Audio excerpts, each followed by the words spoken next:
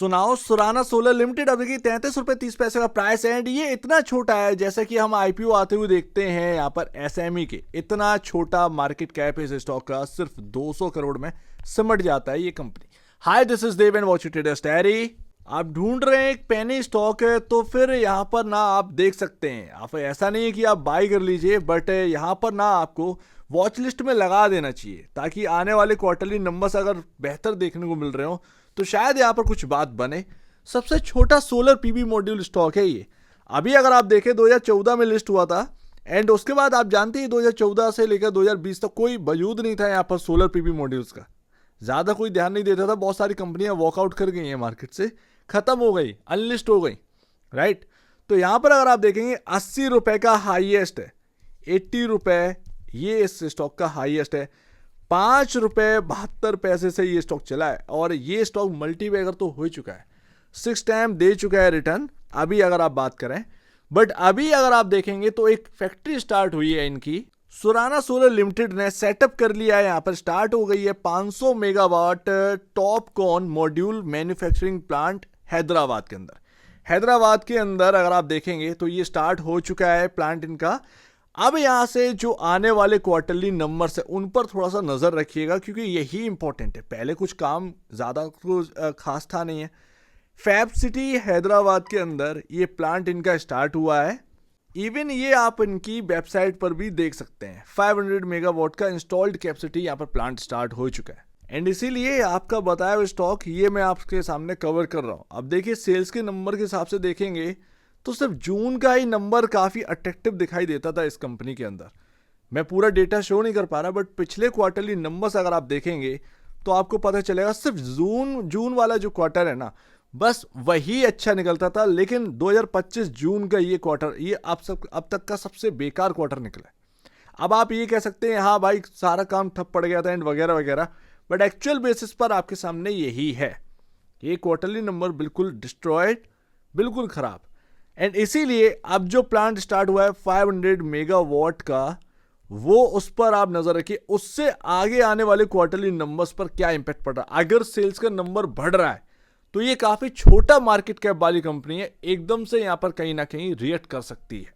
Date वगैरह है नहीं है, जैसा कि यहां पर देख पा रहे हैं मार्च 2025 के हिसाब से जीरो डेट।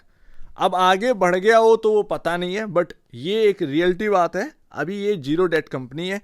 रिजर्व से यहां पर 31 करोड़ रुपए के पड़े हुए हैं।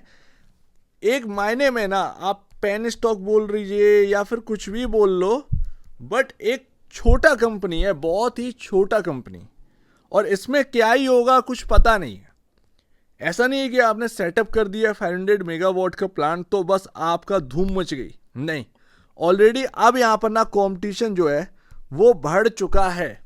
हमारे सामने वॉरी एनर्जीज है, फिर उसके बाद प्रीमियर एनर्जी आ चुका है, एंड उसके बाद विक्रम सोलर आप देख लीजिए, बेपसोल, एंड बहुत सारी कंपनियां जो है वो लाइन लगाकर अब यहाँ पर ना खड़ी हैं। तो भाई जितना डिमांड है सप्लाई भी अगर आप देखेंगे उतनी ही है। हालांकि अभी कंट्री के अंदर बहुत सारे प्लेयर्स की नीड है, बट सुराना सोलर ये जगह बना पाएगा ही नहीं बना। तो एक पेनी स्टॉक है, इसको अभी पेनी स्टॉक की नज़र से ही देखिए। ऐसा नहीं है कि आप ये सोचें कि एकदम से यहाँ पर ना रिस्क लेकर देख लेते हैं, मेरे पास 2 लाख रुपए पड़े हुए हैं एंड उसको मैं लगाकर यहाँ पर ना 30 लाख में कन्वर्ट कर लूंगा। नहीं, ये सब मत करिएगा भाई, ये सब मत करिएगा। अभी क्या है क्या अपने को कुछ पता नहीं, इसलिए मैं आपसे कह रहा हूं कि नजर रखो, वॉच लिस्ट में लगा लीजिए, क्वार्टरली नंबर्स पर नजर रखिए, वो इंपॉर्टेंट। मैं कह रहा हूं 33 रुपए वाला आपको 66 में मिल जाएगा, बट 66 में अगर आप क्वार्टरली नंबर्स देखकर लेंगे तो कम से कम एक रिस्क फ्री तो रहेगा। तो अभी एकदम से पागलपंती नहीं दिखानी है। लो इन्वेस्टमेंट अगर कोई कर चुका है तो अच्छी बात है, क्योंकि देखिए दुनिया भर में कुछ भी मार्केट हो, चाहे आप यूएस का मार्केट हो या फिर यहाँ पर आप देखेंगे जापान का मार्केट, जितने भी हो उनमें यार ऐसा नहीं, आप इन्वेस्टर हैं, आपको ज्ञान देने वाली बात नहीं। आपको जो करना है अपनी मर्जी से करिएगा, लेकिन हाँ वो फिर आपको रिजल्ट क्या देता है तो वो रिजल्ट आप किसी के ऊपर थोप नहीं सकते। अगर आप अपनी मर्जी से कर रहे हैं तो वो आपकी मर्जी से ही आप अपना जो रिजल्ट है वो निकाल पा रहे हैं, सिंपल सी बात है। एंड ये दुनिया भर की इन्वेस्टर्स की बात है, आपको ज्ञान देने वाले बहुत सारे लोग मिल जाएंगे, बट एक्चुअल बात तो ये है कि खुद समझ के सारी चीजें करना चाहिए। रिस्क भी लेना है तो खुद से समझ के करिए।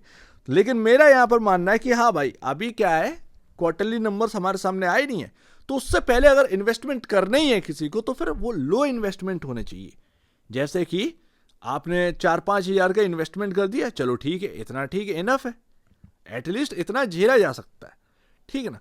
अब आप 5 लाख कर देंगे, 2 लाख कर देंगे तो वो एक फिगर ही एकदम से बहुत दूर की निकल गई है। तो आपने कुछ नहीं देखा, आपने तुक्का लगा दिया, बस ये चीज़ है। तो आप 4-5 हज़ार का कर रहे हैं, फिर उसके बाद क्वार्टरली नंबर अच्छे आएंगे तो उसके बाद अपना इन्वेस्टमेंट आप धीरे धीरे बढ़ा सकते हैं।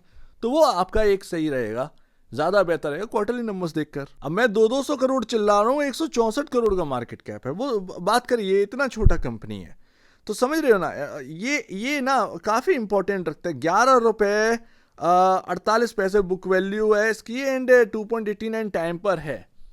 तो वही तो मैं कह रहा हूँ कि आने वाले क्वार्टरली नंबर्स पर ध्यान दीजिए। ये क्वार्टर शायद आपको कुछ नहीं दिखेगा क्योंकि अभी तो फैक्ट्री स्टार्ट हुई है, आने वाले Q3 से शायद आपको जो है वो दमखम देखने को मिल जाएगा। एंड सेकेंड लास्ट तो देखिए, इस स्टॉक के अंदर जो लोज लगे हुए हैं अभी अगर आप देखेंगे 2025 में, तो कैसे भी करके उसने 30 रुपये ये जगह एंड ये जो आपका एक बिल्कुल जहाँ से इंटरडे रिकवरी हुई थी 27 रुपये, 27 और 30, ये काफ़ी इंपॉर्टेंट है इस स्टॉक के अंदर आगे चलकर भी और अभी भी। एंड ये स्टॉक कर रहा है कंसोलिडेट, और एक्चुअल बेसिस पर अगर आप देखें क्वार्टरली नंबर्स अच्छे नहीं है तो ये स्टॉक क्या करेगा, कंसोलिडेट ही करेगा।